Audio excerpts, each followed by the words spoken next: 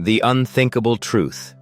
Wife cheats, gives birth to child with ex-husband who passed away years ago. Imagine waiting 5 years, enduring countless heartbreaks, only to discover the child you prayed for isn't yours. Not a donor, not a stranger, but the son of your wife's dead ex-husband. And you find out on his first birthday. Hey everyone, and welcome back to the channel. Before we dive into today's story, if you've ever felt betrayed or struggled with a difficult truth, hit that like button and subscribe. Your support helps us share more incredible stories. My name is Daniel. I never expected my life to change so drastically in an instant. You can long for something for years, only to realize once it happens it's not what you imagined. That realization hit me the moment I first held my son, my long-awaited child. He was minutes old, yet confusion gripped my chest. I should have felt pure joy, kissed my wife's forehead, and thanked fate for making me a father. Instead, dread crept in.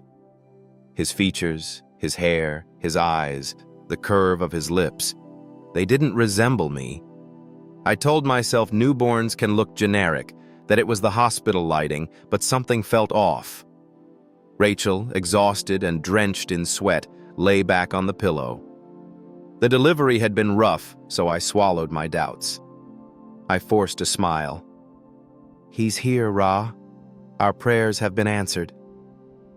She only nodded, her eyes filled with love, but also something else. Caution, as if she were studying my reaction. That was the moment I should have known something was terribly wrong. We'd been married just shy of 6 years. For the first 5, Rachel and I tried to conceive. We visited countless specialists, sat under the scrutiny of fertility doctors, endocrinologists, and counselors, hoping someone might pinpoint an issue. We tested every angle, her hormone levels, her ovulation cycle, my sperm count. Each result returned a big normal. Every test declared we were both perfectly capable of producing a child. Yet the years slipped by without a single pregnancy. Month after month, heartbreak followed heartbreak as her period arrived. We grew increasingly desperate. One afternoon, maybe 3 years into our marriage, Rachel came to me with an idea. She was wringing her hands and wearing that anxious expression she got whenever she was worried I would oppose her. "Daniel," she said softly, "maybe we should consider using a donor." Her words rattled in my chest. I already knew what she meant. Sperm donor. Even though I had no medical evidence that I was the problem, the possibility that she might not trust my fertility gnawed at me. But more than that, I wanted our child to be ours. I wanted to pass on my grandmother's green eyes or my father's stubborn chin. The thought of raising a child with another man's DNA made me uneasy. My immediate response was harsh, though I tried to soften it. "No," I said, shaking my head. "I'm sorry, Rachel. That's not an option for me. Let's keep trying on our own. One of these days, God willing, something will click." She stared at me a long moment with those dark, searching eyes. "But it's been years and the doctors keep saying everything is normal. Why can't we?" "No," I repeated more firmly, all the while feeling a pang of guilt in my gut. "I can't do that." She didn't argue further. Something about her subdued acceptance should have clued me in that she had a plan brewing, but I pushed any suspicions away, content to have the final word. We tried for a child month after month, heartbreak after heartbreak. Just as we neared hopelessness, Rachel missed her period and tested positive. That day was the happiest of my life. I dropped to my knees, tears in my eyes. 5 years of prayers had been answered. The pregnancy went smoothly with typical nausea and exhaustion, but Rachel insisted on attending appointments alone. "You're working so hard, Daniel. It's just a routine ultrasound," she reassured me. I wanted to be there but felt guilty missing work, so I let it go, never suspecting a deeper reason. Then came the big day. After a grueling labor, Jason was born. His first cry filled the room. When the nurse placed him in my arms, a strange unease gripped me. I tried to ignore it, but the feeling wouldn't fade. Back home, I drowned my doubts in fatherly devotion, feeding, changing diapers, singing lullabies. Rachel rested, her eyes lighting up at Jason, but flickering with worry whenever she looked at me. I dismissed it as postpartum anxiety. Still, something gnawed at me. Jason's hair was darker, wavier. His ears had a shape unfamiliar to mine. Babies change, I told myself. I waited, hoping to see even a trace of myself in my son. But that moment never came. Weeks turned into months. The more Jason's features developed, the less he looked like me. It wasn't just mild differences. It was to the point that strangers commented. An acquaintance might visit and say, "Oh, he must take after your wife's side, or is your wife's father from a different ethnicity?" I loathed these moments, forcing a smile and a nod while my stomach roiled. Meanwhile, Rachel was strangely protective of him, even from me. In subtle ways, she seemed to flinch whenever I studied Jason's face too long. I started to wonder if maybe she had gone behind my back and used a sperm donor. It was the only plausible explanation that stuck in my mind. At first, I rejected the notion. Rachel wouldn't do that, would she? But the more the child grew, the more the idea haunted me. If that was the truth, though, why wouldn't she just say so? She'd seen how desperate I was for a child. Maybe she assumed I'd never accept it. My anxiety grew, overshadowing the joys of fatherhood.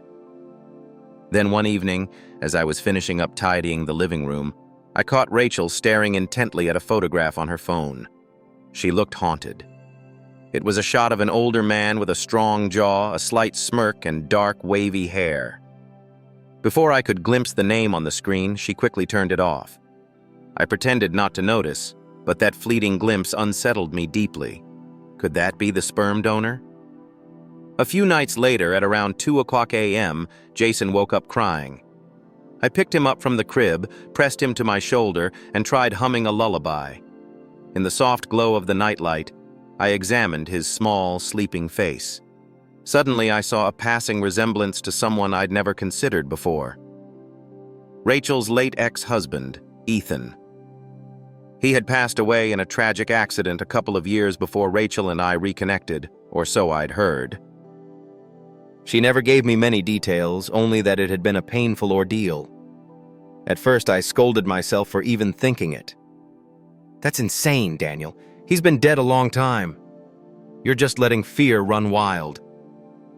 Still, something about that tiny nose and those eyebrows conjured an image of Ethan's face that Rachel had once shown me in a worn old photo.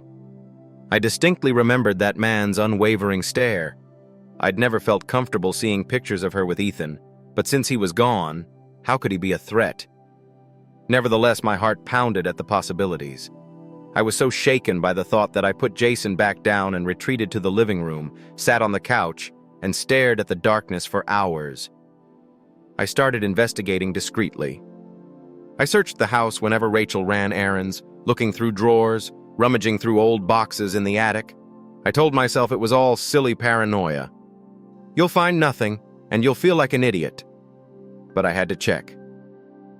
It was in a dusty, half-broken trunk in the farthest corner of our basement storeroom that I stumbled on something horrifying. A set of documents labeled Genome Preservation, dated years before I'd married Rachel. The heading alone sent a chill through my veins.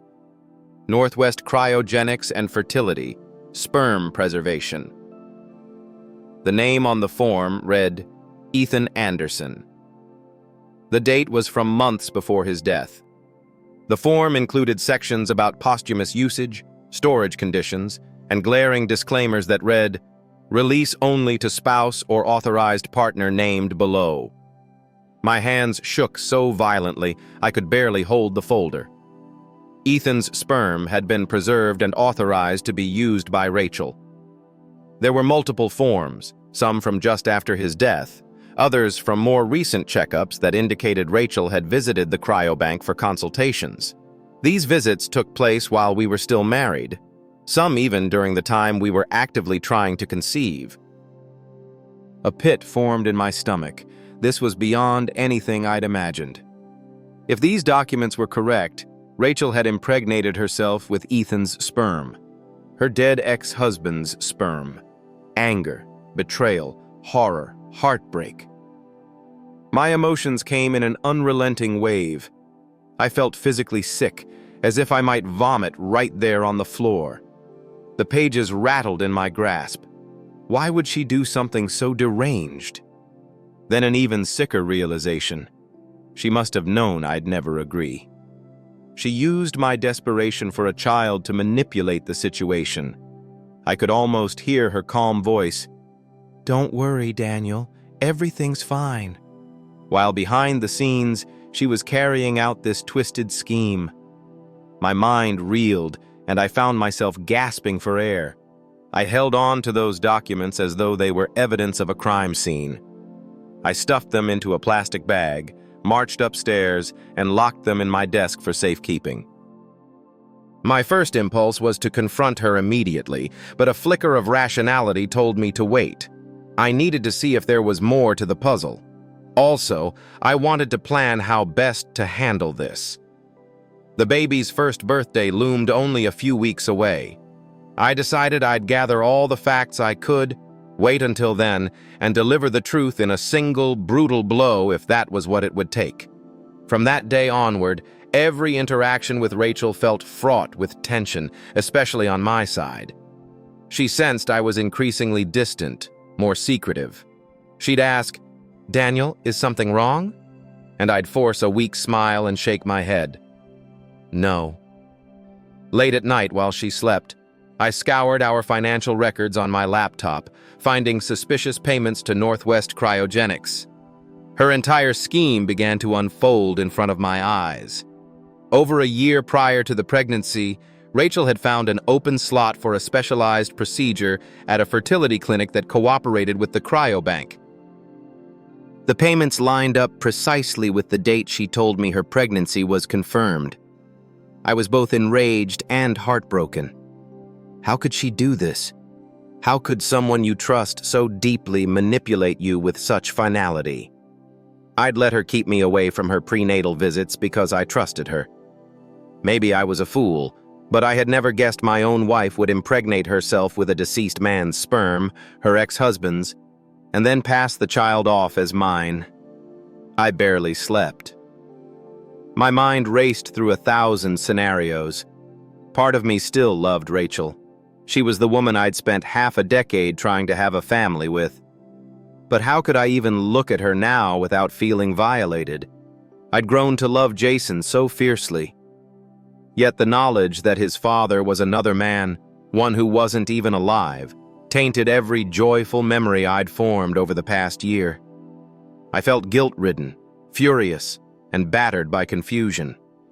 The morning of Jason's first birthday arrived under an ominous sky. The forecast called for rain. Rachel had planned a tiny gathering, just us and her parents, plus a couple of friends to watch as Jason smushed birthday cake in his face. My plan? I was going to detonate everything.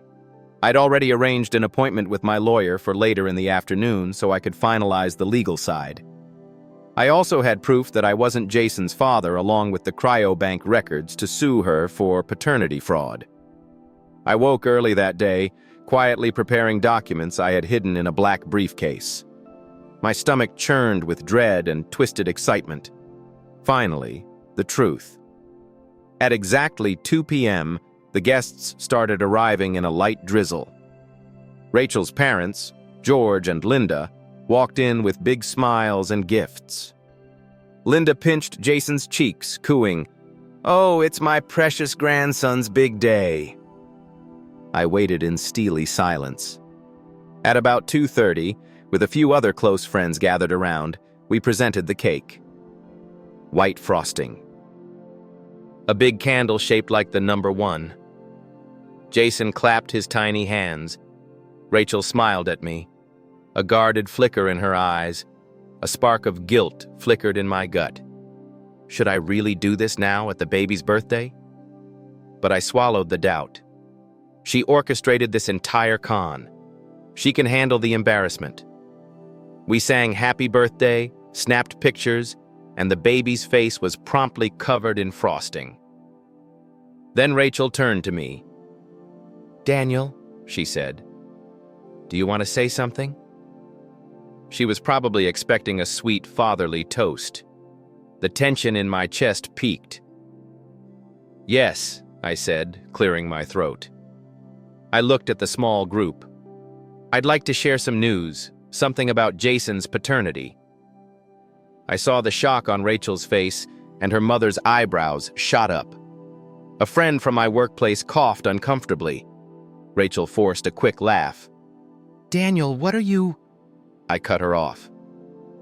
I know about Ethan's sperm, Rachel," I said, my voice wavering with anger. "I found the documents in the basement, the cryobank records, the procedures, the bills. I know Jason isn't mine." A stunned silence. Rachel's parents wore matching looks of confusion. Rachel's face went ashen and her lips parted in a silent plea. Then the room exploded with noise. "What is this madness?" Linda demanded, glaring at me. "What do you mean, not yours?" Rachel's eyes filled with tears. "Daniel, please, can we talk about this privately?" She glanced around at the startled guests. "This is Jason's birthday. Why—" But she couldn't finish. George, her father, snapped at me. "You're spouting nonsense. That baby is my flesh and blood grandson. How dare you ruin this celebration with your cheap accusations?" I refused to stop. "It's not nonsense," I said, pulling a folder from my briefcase. "I have the proof right here. Here's the cryobank contract with Ethan Anderson's name. Here's the fertility procedure date, about a year before Jason was born. These are bank statements for the procedure. I also have blood test comparisons that clearly show I'm not Jason's biological father." Everyone gawked at the papers I held. Rachel looked as if she might pass out. The tension in the air was suffocating. Jason, oblivious to the chaos, babbled and tried smearing frosting onto Rachel's sleeve. George, his voice trembling, said, "Rachel, tell me this is all some misunderstanding." She gulped, tears streaming, and she finally spoke in halting words. It's complicated. I used Ethan's sperm." "But Daniel, we wanted a baby for so long and you refused any donor. I didn't think you'd ever accept—" "You used your ex-husband's semen!" Linda yelled, a gasp. "When were you going to tell us? Oh my God!" She placed a hand on her cheek, shaky and furious. Rachel began sobbing. "You have to believe me. I did it for us. I wanted us to have a baby. And it's not like I was cheating with a living person or anything." "Ethan was already gone!" I cut her off with a bark of disgust. "You lied to me. You let me think Jason was mine for the entire pregnancy. You had me sign the birth certificate. You made me a legal father to someone else's child on purpose. That is the definition of paternity fraud, Rachel. We're done." Rachel collapsed to her knees, hugging Jason tightly, tears staining her cheeks. "Daniel, please," she sobbed. "We can work through this.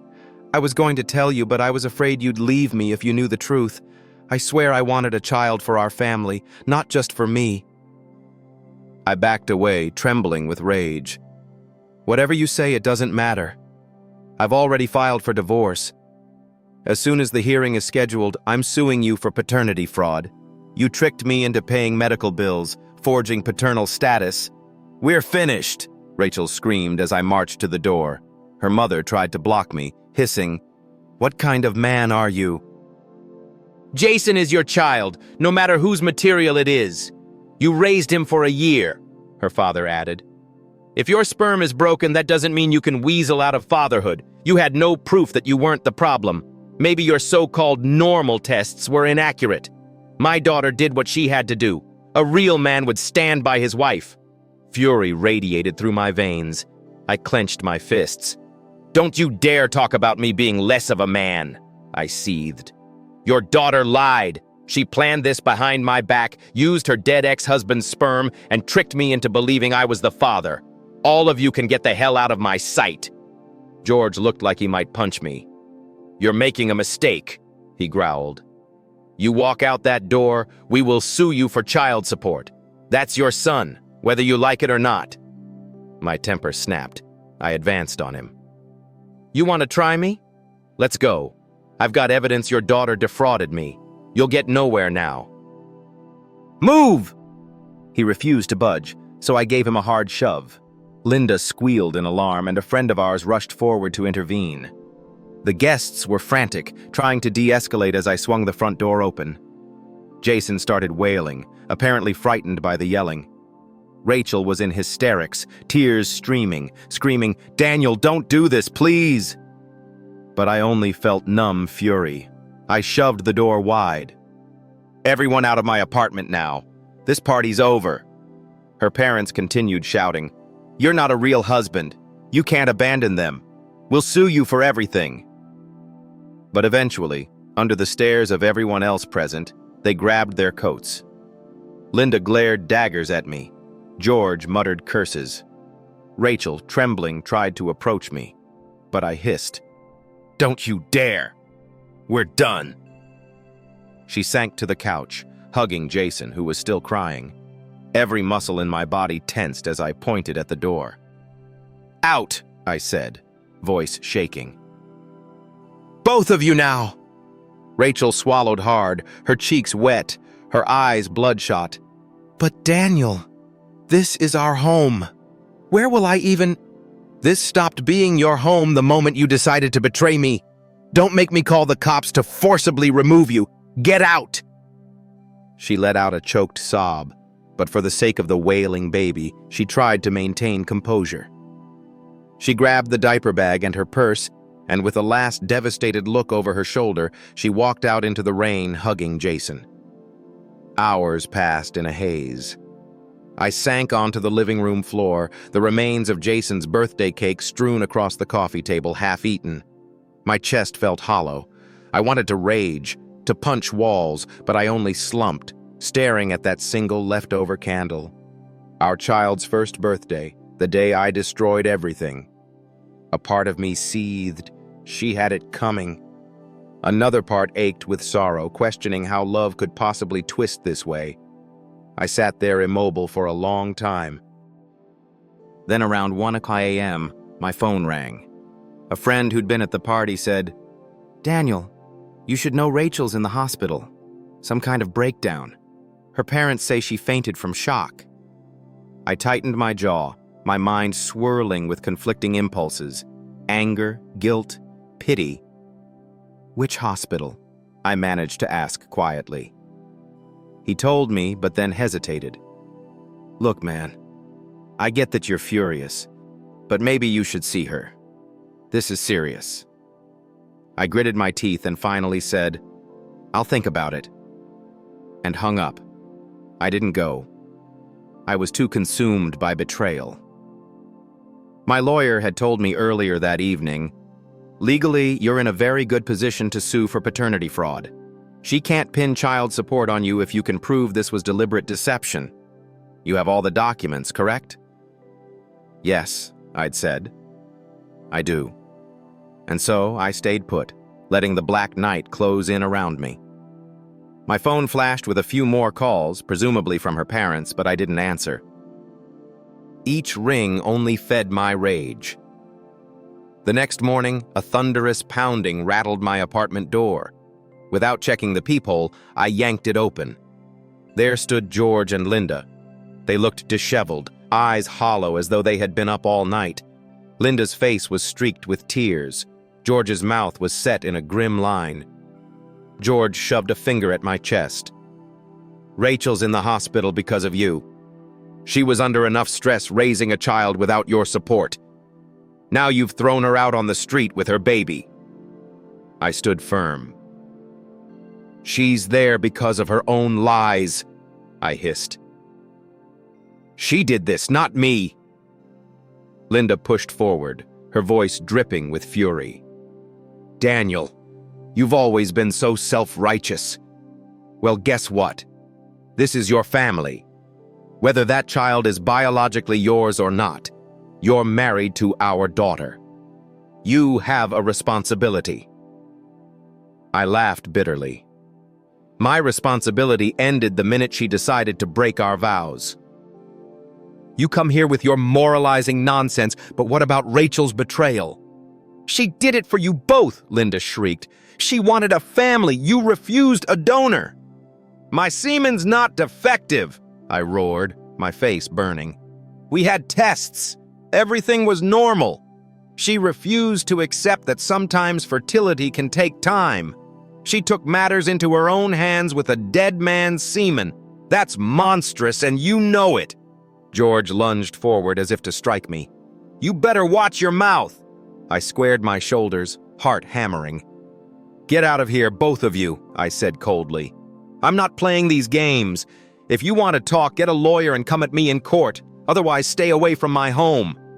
Linda's voice trembled with rage.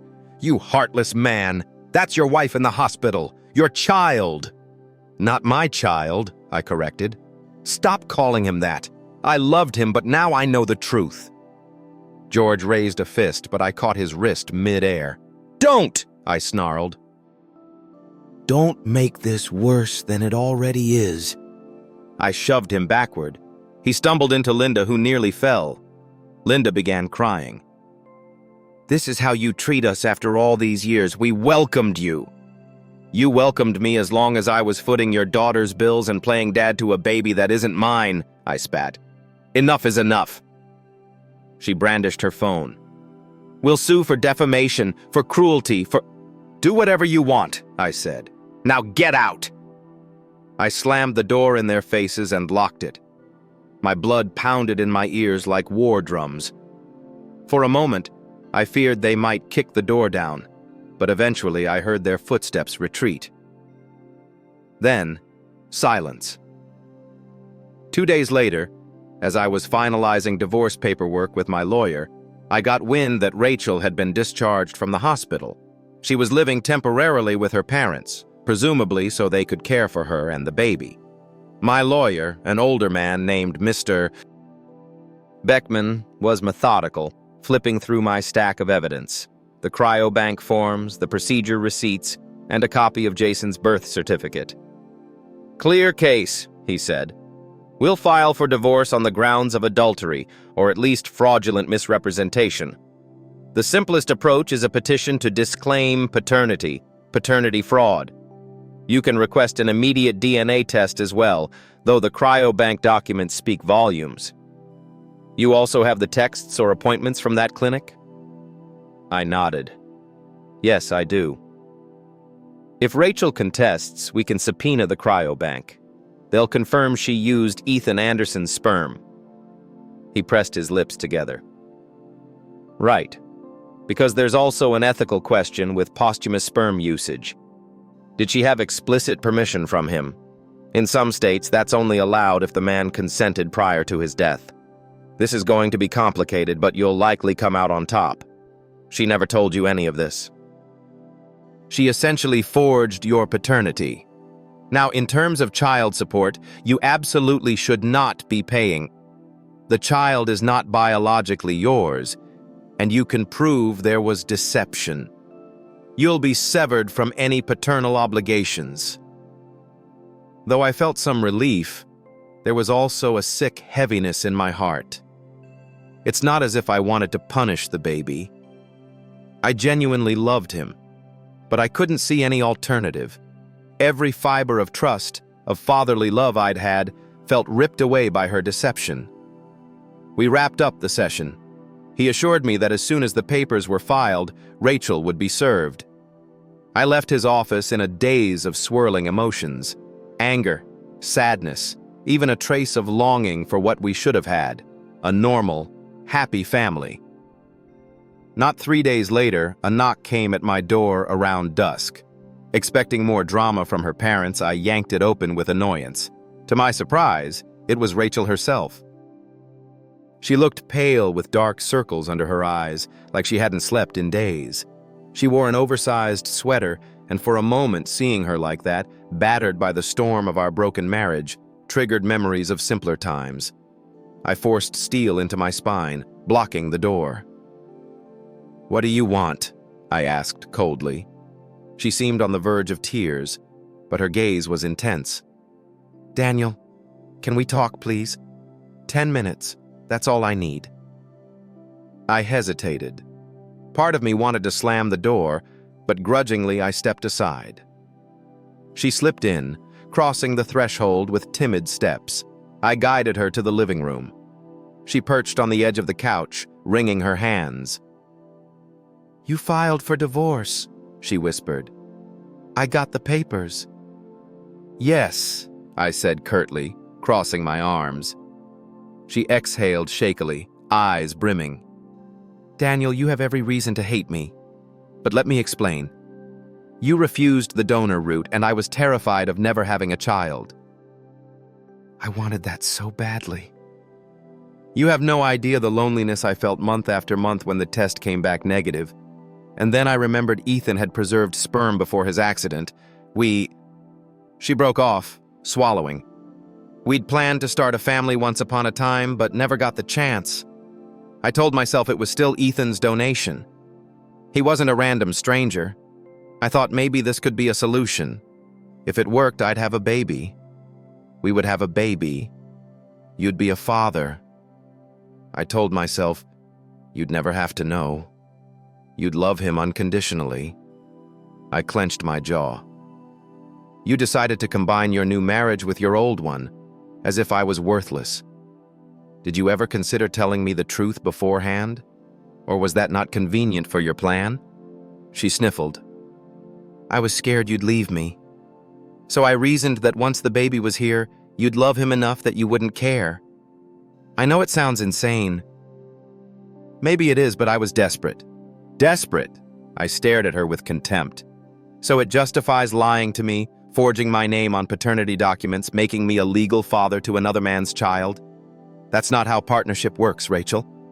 You betrayed me at the deepest level. She pressed a hand to her heart. I never stopped loving you, Daniel. Even now, I do love you.